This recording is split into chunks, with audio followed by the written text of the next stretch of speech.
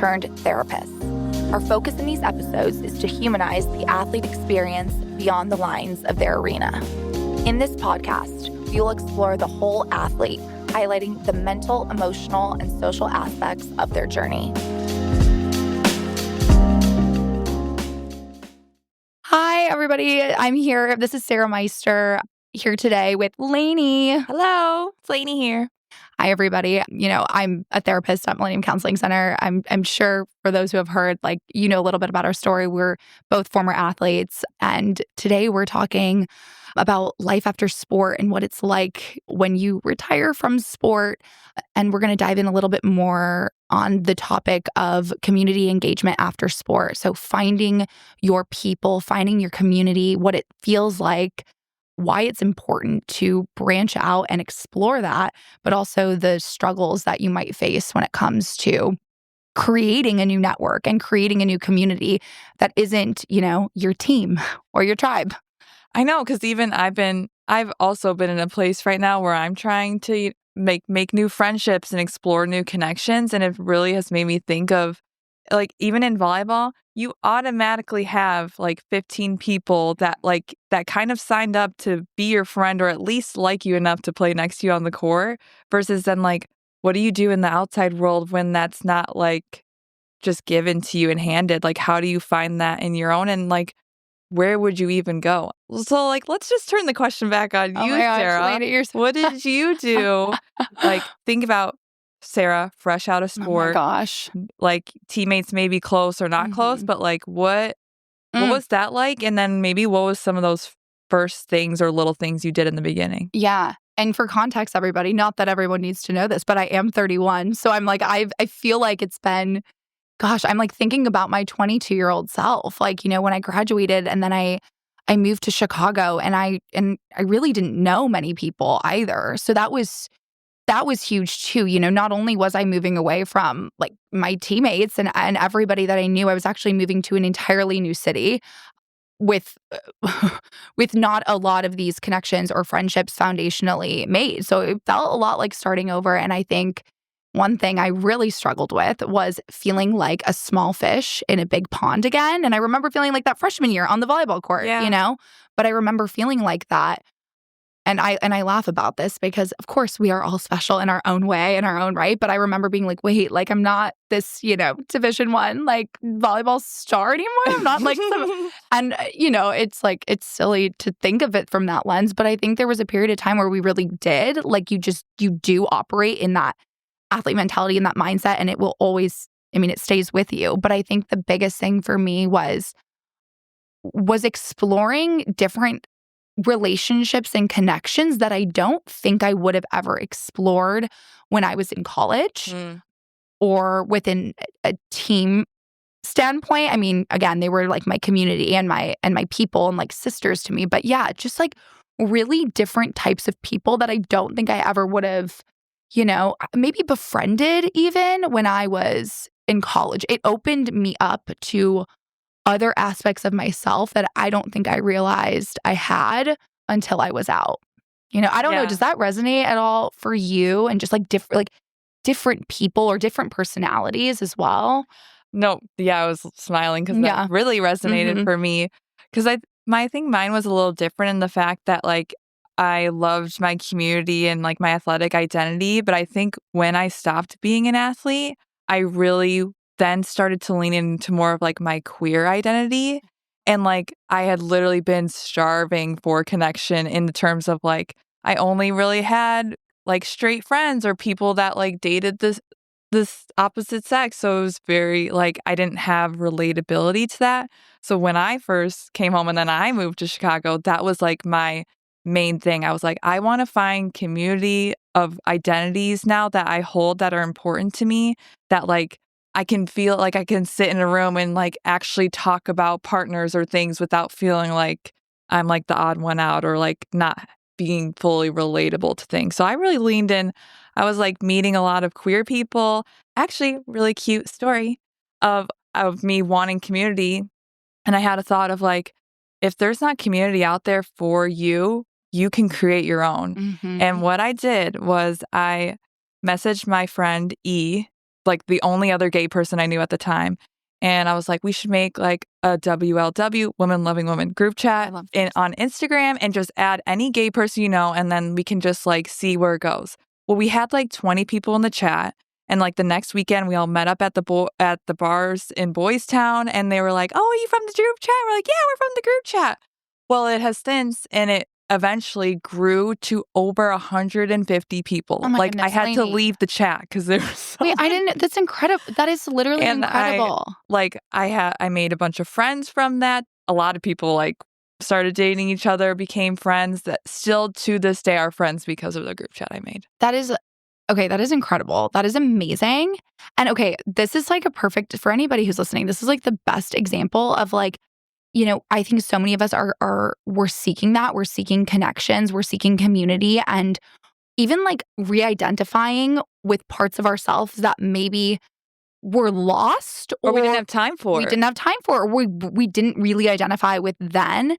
But this is just like such a great example of like you can create that. Like the way, especially the way like social media is and the way that we're all interconnected now through so many different platforms, like there's so many spaces and sources to create community, and it doesn't have to just be like, you know, at your gym, although that's an awesome way to meet people. Like there's so many different avenues, and I love that. That's such a great example, and also really cool and inspiring that you did that. Truly inspiring. I wanted friendships in that realm so badly, but it made me less afraid. Y'all, we really don't realize if you just like reach out to people, like some posts, comment on their Instagram story or something, like doing little forms of reaching out to people and connecting, like even saying like, hey, like, do you want to be friends? You really don't like that does go a long way. And we don't really recognize that because people don't do that as much anymore. Mm-hmm. But like people are wanting friends. Like if you are in a state of where you are wanting more friends or community, there is other people out there also searching for that. Yeah. So it's like finding those like-minded people, putting yourself in spaces where you would meet those people. So if you like rock climbing, if I'm going to rock climbing every Wednesday night, I'm bound to like meet the same people over and over again. Maybe someone comes up to me. Maybe I talk to someone. Maybe we get connected through a friend of a friend. Like so many little things happen that you just don't realize when you put little sparks or little messages out there. 100. I love that. That is like 100. 100. I love that. That's amazing. That's truly amazing. And I keep thinking too, you know, as we're talking about life after sport, I'm now thinking more about too like life in sport. You know, even if you're a graduating senior or if maybe you're a freshman, like I think it's also really important to understand it doesn't just have to be your team. It doesn't just have to be the athletic department, although that is beautiful and wonderful and amazing. And you are going to find people that are very, very like-minded. There are also other people in the community, other groups at different universities that you can explore. And I think it's important to as well, because I think sometimes we're thirsty for that. You know, we're craving the parts of ourselves like that, you know, maybe we're missing or we're afraid to express in certain spaces. Yeah. And that actually resonates a lot with me too, because I remember being a freshman, I remember hearing the advice like, do not only be friends with your team, trust me later. And I'm like, okay. And I did. I made friends with soccer or basketball or other people. And then it was nice because then I'd go to their games. They would come to support us at our games. When I was annoyed with my teammates, I could like go to an outside source that was not my team. Like I lived with my team too.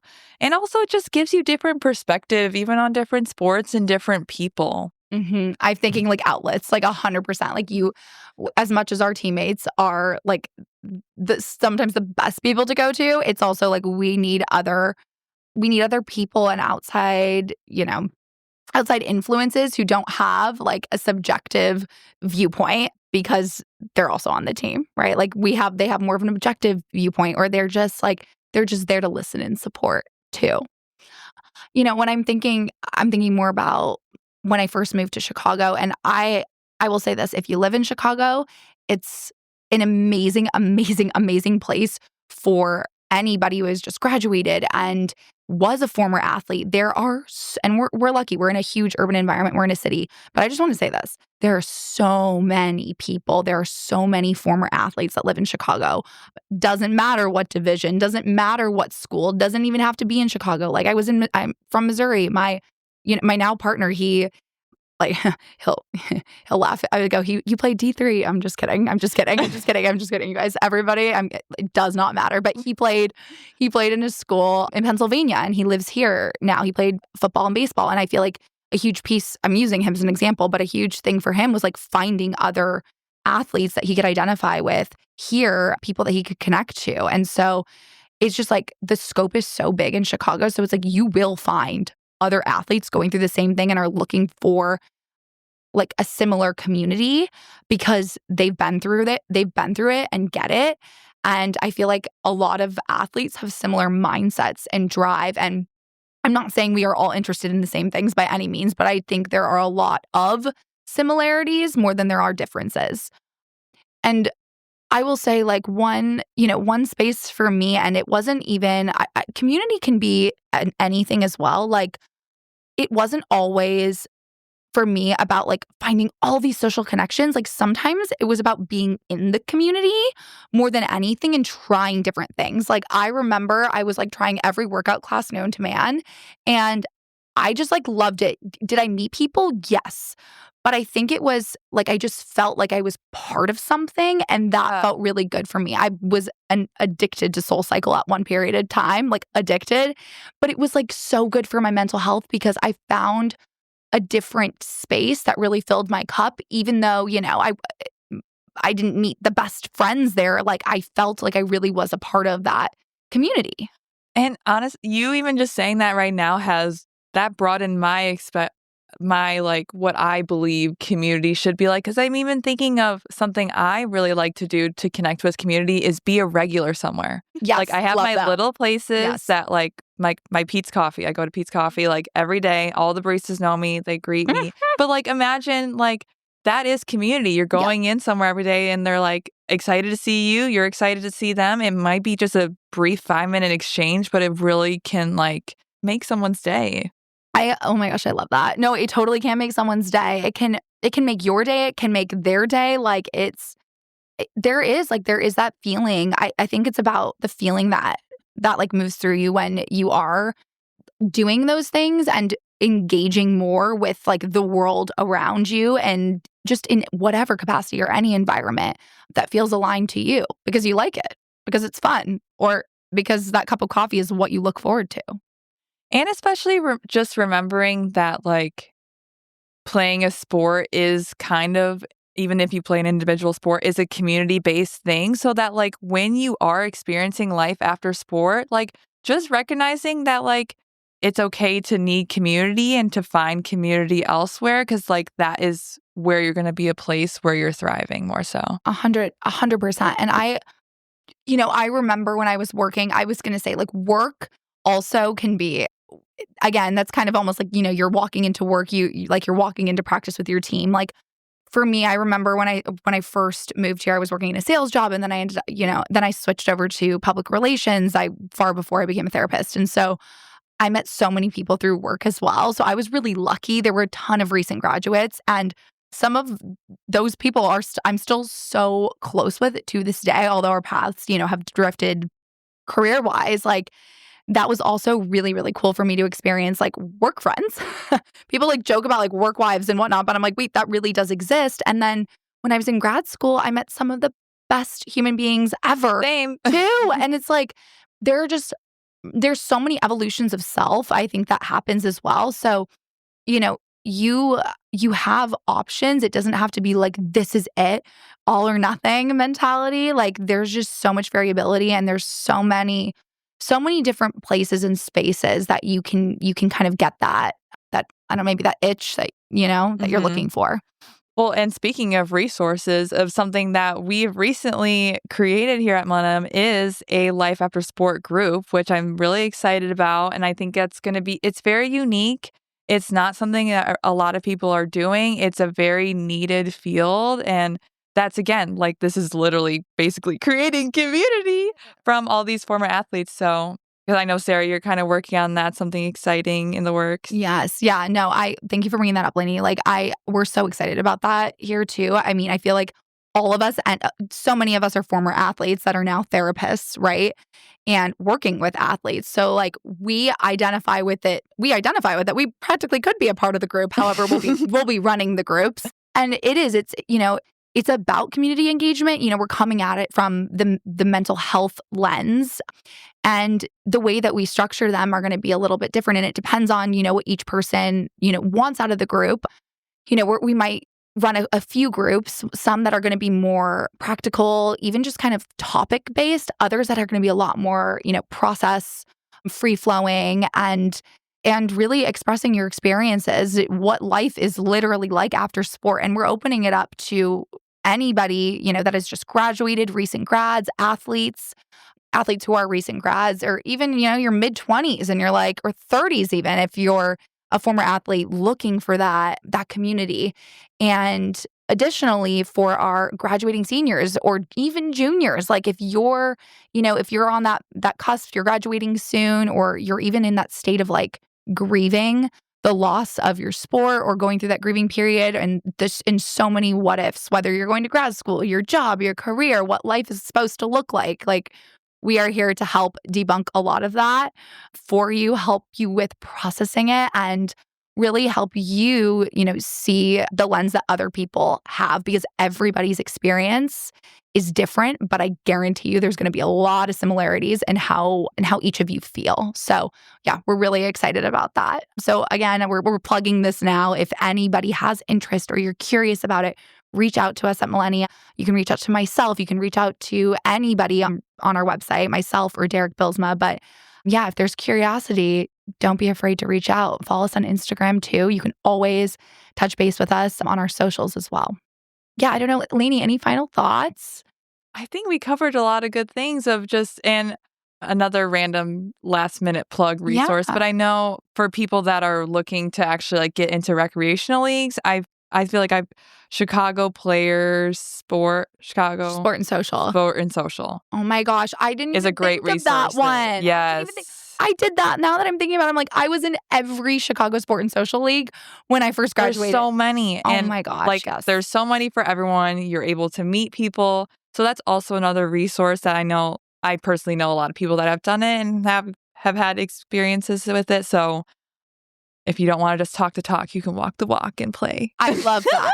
I love that. And I played, listen, I was a volleyball player and they have softball leagues. I played on softball teams. I played, the beach volleyball in the summer is so fun. And which one did you go to? Because I got asked to play for, really? I got asked to sub for one of those leagues. Yeah. And I was not aware of the level. Yep.